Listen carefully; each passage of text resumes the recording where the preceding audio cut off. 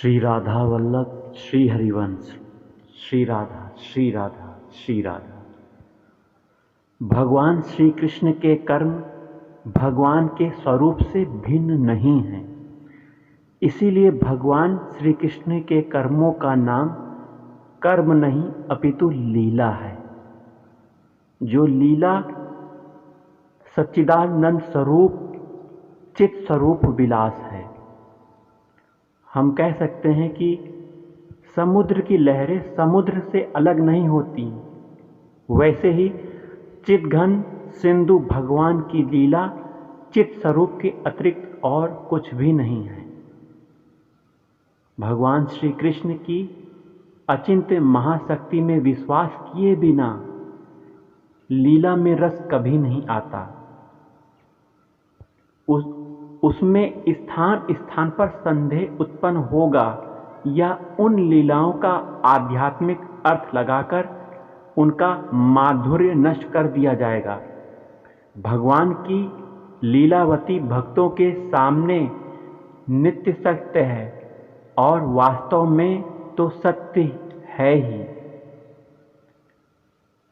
लोगों के देखने में वृंदावन धाम 8 कोस लंबा 4 कोस चौड़ा है, पर भगवान का धाम अचिंत्य चिन्मय स्वरूप है।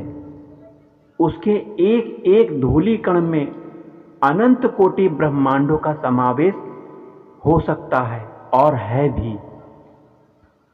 भगवान श्री कृष्ण की प्रगट लीला में जितने भी लीला सहचर वात्सल्य सख्य एवं मधुर भाव रखने वाले हैं, वे सब के सब भगवान के ही स्वरूप हैं, क्योंकि वे सब भगवान के लीला पार्षद हैं।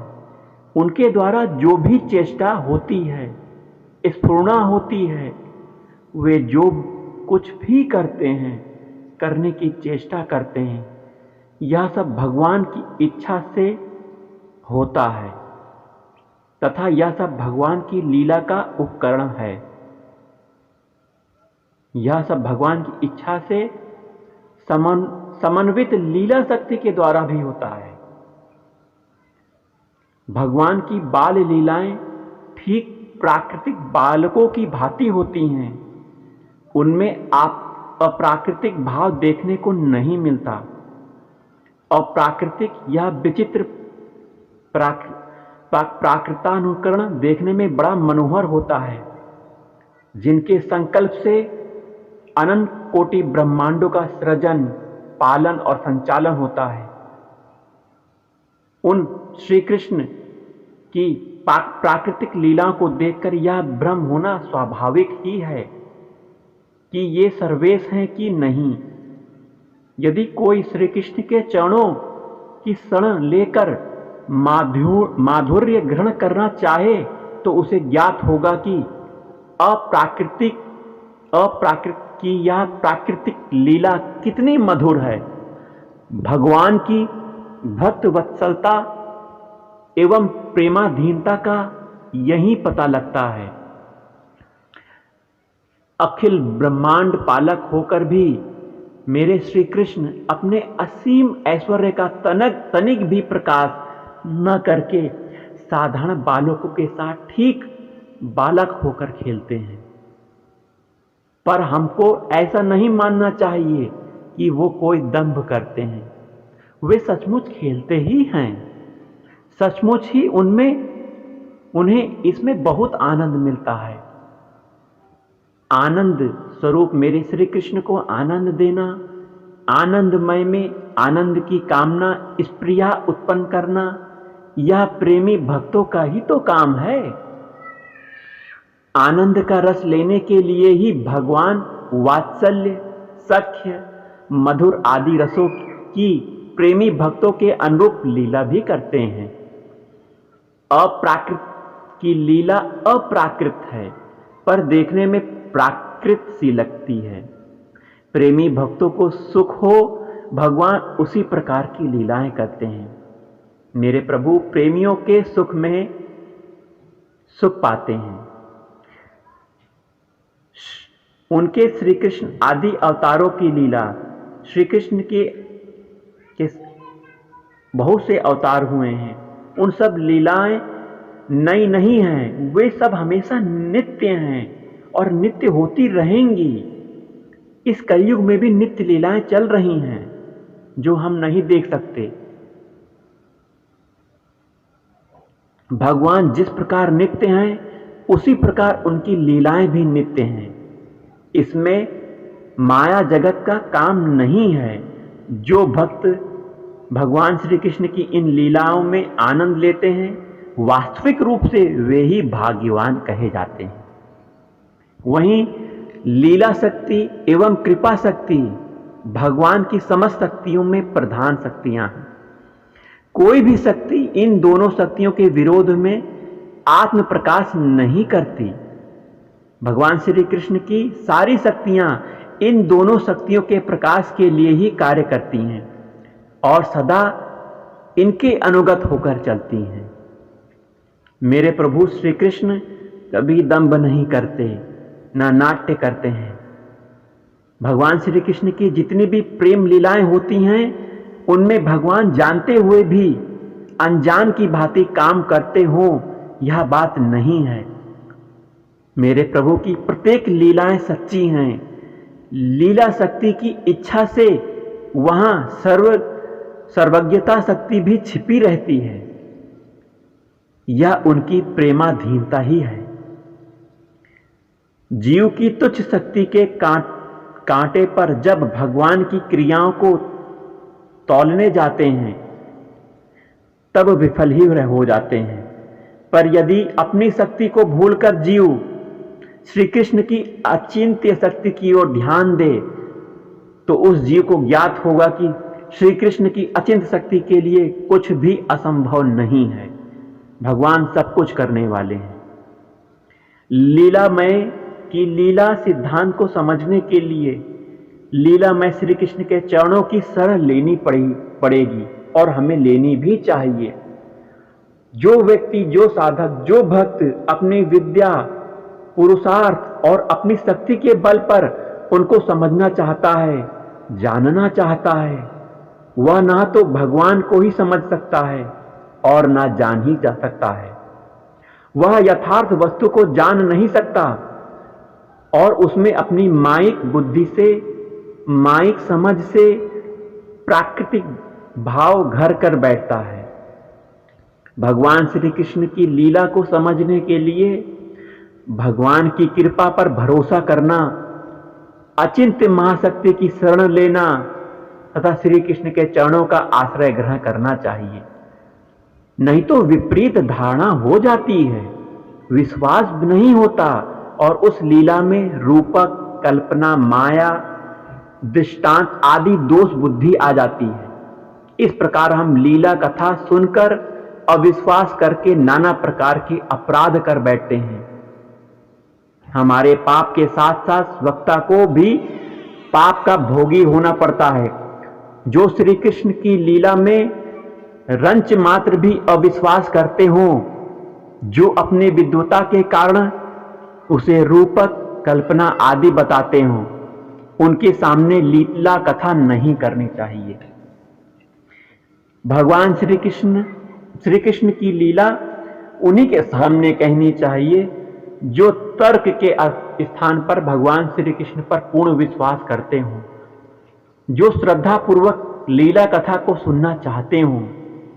भगवान की लीला अत्यंत गूढ़ है, अर्थात किसी के सामने, अभक्त के सामने कभी प्रकट नहीं करनी चाहिए, गुप्त लीलाएं हैं।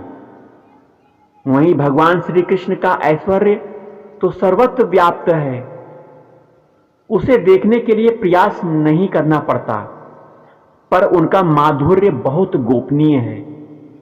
उसका प्रकाश उनकी कृपा के बिना नहीं हो सकता। बिना श्री कृष्ण की कृपा के बिना भगवान श्री कृष्ण का माधुर्य भाव नहीं पाया जा सकता। उनका माधुर्य तो उनकी मुग्धता में ही है।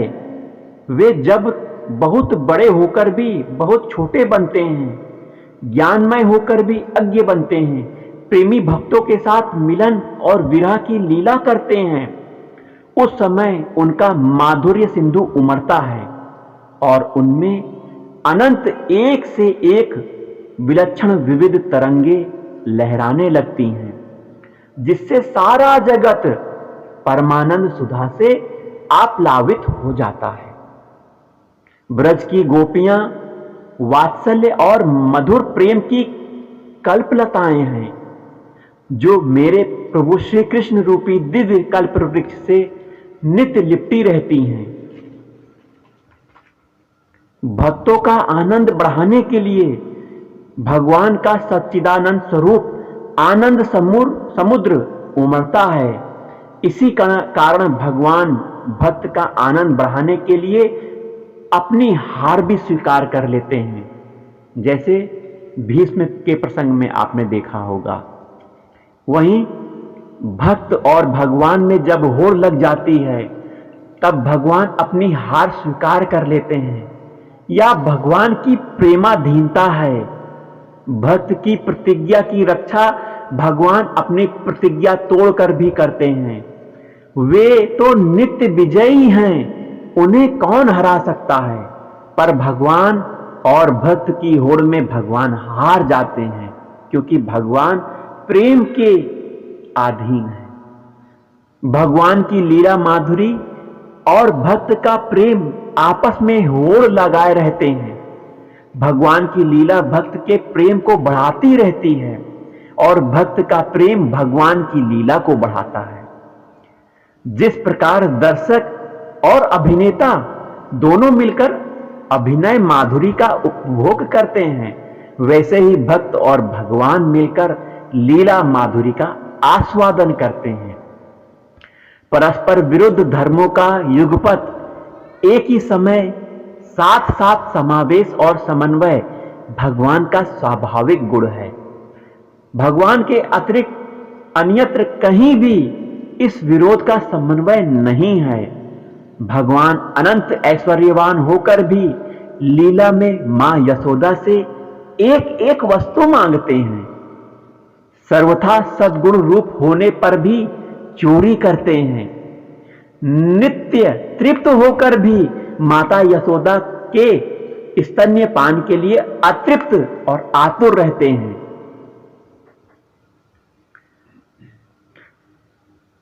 वे स्थूल भी नहीं हैं, सूक्ष्म भी नहीं हैं, सूक्ष्म भी हैं, सूक्ष्म भी हैं। वे अवर्ण सब प्रकार से वर्ण विहीन होते हुए भी श्याम वर्ण तथा अरुण लोचन हैं।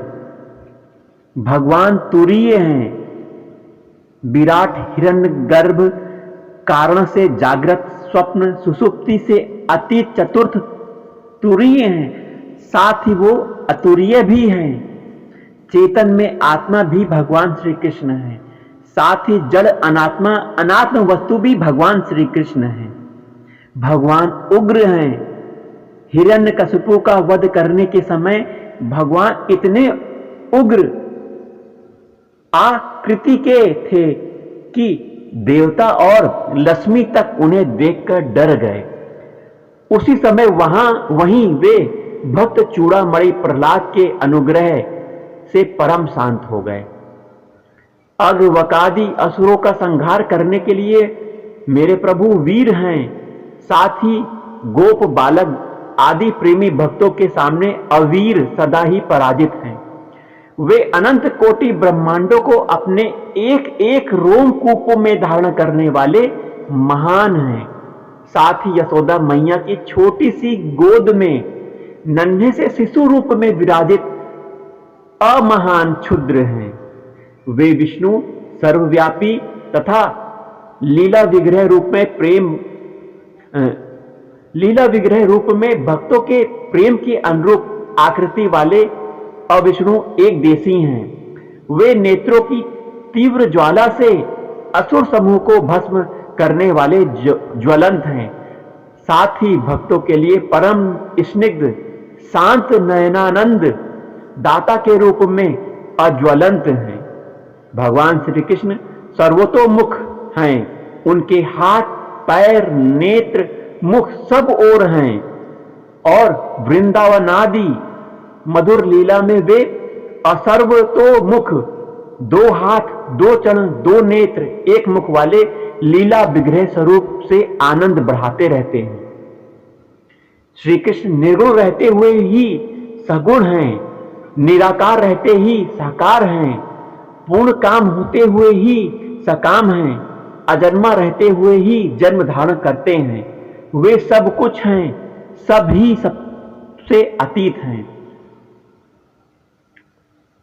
बाल स्वरूप भगवान श्री कृष्ण का क्रोध एवं अश्रुजल दर्शकों को प्रसन्न करने के लिए किया जाने वाला नाट्य अभिनय नहीं है। वह तो श्री कृष्ण के आंतरिक बाल्य भाव की मधुर अभिव्यक्ति है। भगवान दंभ भी नहीं करते। भगवान को वास्तव में दुख थोड़े ही हुआ था, उन्होंने तो छल किया था। ऐसे विचारों से रस नष्ट हो जाता है।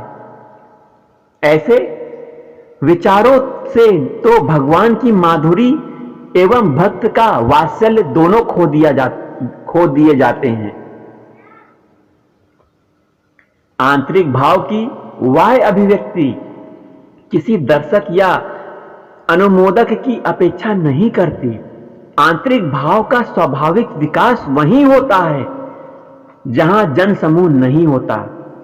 जन समूह में कारण उपस्थित होने पर भी आंतरिक भाव नहीं प्रकट होता।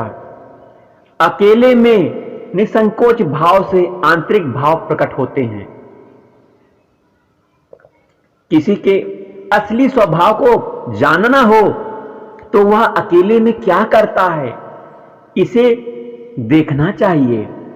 इससे उसके वास्तविक रूप प्रकट होगा। श्री कृष्ण ने यशोदा मैया के दूध उतारने चले जाने पर अकेले में क्रोध करके दही के मटके फोड़ डाला था और भाग गए थे। यह दिखाने का नाट्य नहीं था, असली भाव था। मधुर लीला प्रेमी पार्षदों का अधिक जुटाव, रूप माधुर्य और वेणु माधुर्य, ये चार प्रकार के माधुर्य ब्रज राजनंद श्री कृष्ण में विशेष रूप से विद्यमान हैं। ये ब्रज में ही रहते हैं। कौन कौन से लीला भाव? लीला प्रेमी पार्षदों का अधिक जुड़ाव, रूप माधुर्य और वेणु माधुर्य। उनके साथ ये सब मथुरा और द्वारिका नहीं जाते। भगवान श्री कृष्ण के प्रेम रहस्यों को प्रेमी भक्त खोलना नहीं चाहते और ना खुलवाना ही चाहते हैं। श्री यशोदा मैया के हृदय में अपने पुत्र श्री कृष्ण के सिवा और कुछ नहीं रहता। प्रेम भावमय होता है। उसके हृदय पटल पर भगवान श्री कृष्ण का बाल विग्रह सदा अंकित रहता है, क्योंकि उनके हृदय पटल भावरस आप्लावित है। भगवान के जितने वस्त्र हैं, अलंकार हैं, अस्त्र शस्त्रादि हैं, सबके सब दिव्य चेतन सच्चिदानंदमय हैं, भगवत स्वरूप हैं। वे वैसे अदृश्य रहते हैं, पर समय समय पर किसी घर वाले के या भक्त के माध्यम से प्रकट हो जाते हैं। यशोदा मैया जब श्री कृष्ण को कोई आभूषण आदि पहनाती हैं, तब भगवान के वे अदृश्य आभूषण आदि किसी न किसी रूप में उनके कोषागार में प्रकट हो जाते हैं और उन्हीं आभूषणों से मैया उनका श्रृंगार करती हैं। किंतु भक्त को अथवा घर वालों को यह ज्ञात नहीं होता कि भगवान के दिव्य आभूषण प्रकट हुए हैं और वह उनके द्वारा उनका श्रृंगार कर रहे हैं। भगवान की लीला के संबंध में जिस समय कोई संदेह होता है, उस समय वस्तुतः हम भगवान को भगवान नहीं मानते, उन्हें अपनी श्रेणी में ले आते हैं। नहीं तो कोई संदेह ही नहीं हो सकता। भगवान के प्रत्येक कार्य, प्रत्येक वाणी देखने में विपरीत जान पड़ने पर भी तत्वता सत्य ही है।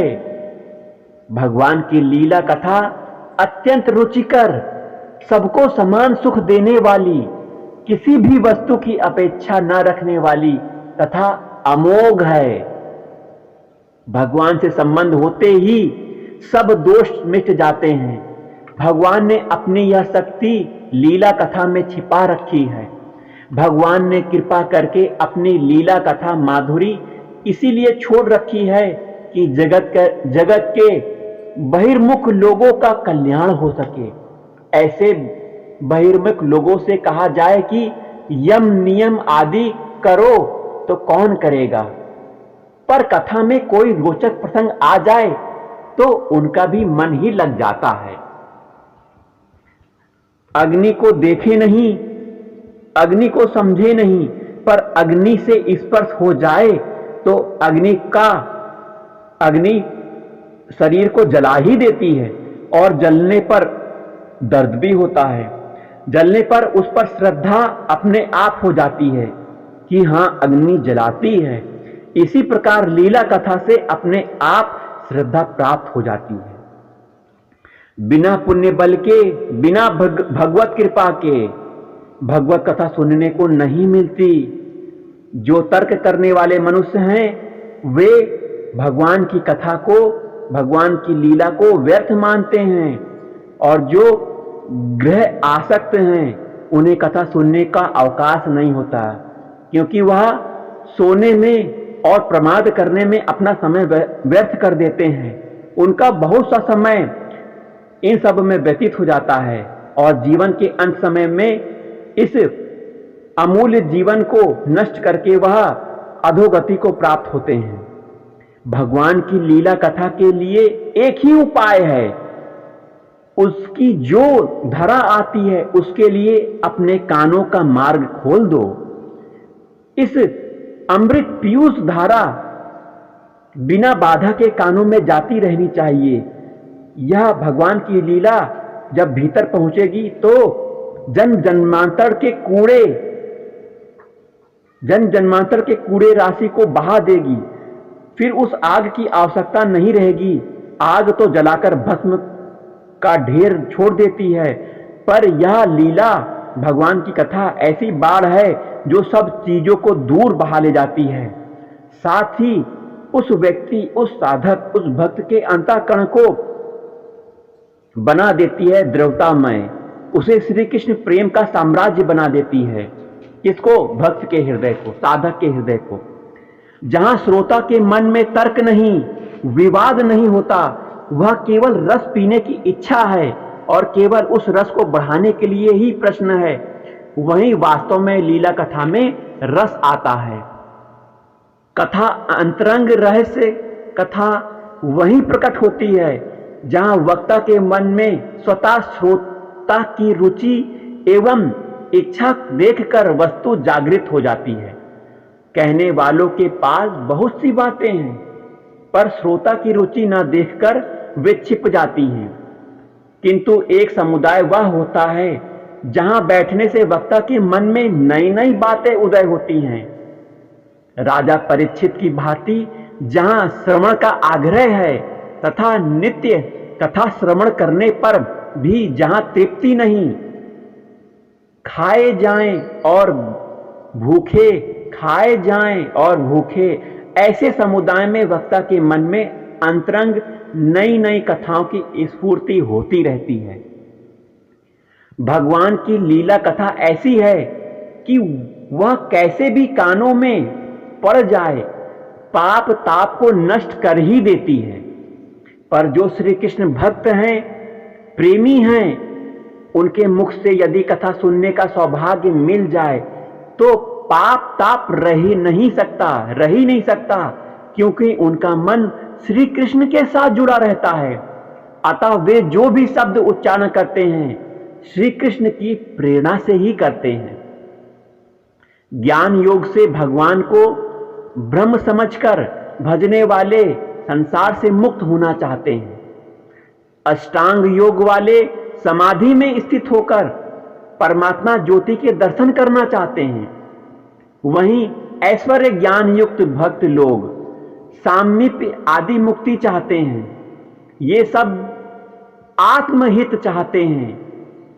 श्री कृष्ण हित की चिंता किसी के मन में नहीं है। अभी जो वर्णन किया, ये तो श्री कृष्ण को नित्य सुख मय मानते हैं, पर जो लोग कृष्ण के साथ ममता के बंधन से बंधकर उनको पुत्र भाव से, श्री कृष्ण को सखा भाव से, श्री कृष्ण को प्राण वल्लभ भाव से आदि से पूजते हैं, वे अपने सारे सुखों को भूलकर श्री कृष्ण के हित की चिंता करते हैं। उनका अपना सुख दुख कुछ नहीं रहता। वे अहम को भूलकर केवल श्री कृष्ण सुख रूप ही बन जाते हैं। श्री कृष्ण भी ऐसे ममतावान भक्तों की ममता के अनुरूप लीला करके दिव्य प्रेम रस का आस्वादन करते हैं। ऐसे प्रेमी भक्त बहुत धन्य हैं। भगवान जिस जिसके साथ मिलकर लीला करते हैं वे सभी भगवान के पार्षद हैं। पार्षदों के दो प्रकार के भेद हैं। पहले प्रकार का पार्षद अनुकूल पार्षद और दूसरा पार्षद प्रतिकूल पार्षद है। जो अनुकूल पार्षद हैं वे लीला में सहायता करते हैं मित्र रूप से, और जो प्रतिकूल पार्षद हैं वे सहायता करते हैं शत्रु भाव से। दिव्य धाम में अनुकूल पार्षदों के साथ लीला होती है, वहीं प्रतिकूल पार्षद अचेतन भाव से रहते हैं। भगवान श्री कृष्ण की कृपा इतनी बलवती है कि सारी शक्तियां उनका अनुगमन करती हैं। भगवान भी उनके वश में होकर भक्त के द्वारा नाना प्रकार के बंधन स्वीकार करते हैं। भगवान श्री कृष्ण की जितनी लीलाएं हैं उनमें बाल लीला परम उदार है। अन्य लीलाओं में यदि भगवान किसी को ज्ञान दें, राक्षसों को मार दें अथवा राजाओं को राजा बना दें तो इसमें कोई बड़प्पन नहीं है। बड़ा बड़ा बन जाए इसमें कोई बड़प्पन नहीं है, क्योंकि वह तो बड़ा है ही है। बड़ा छोटा बन जाए इसमें ही बड़प्पन है। बाल लीला में भगवान को अज्ञ बालक बनना पड़ा। अज्ञ बालकों के साथ स्वयं सम्मिलित होकर वैसे ही लीला करनी पड़ी। इसी में भगवान श्री कृष्ण की उदारता है।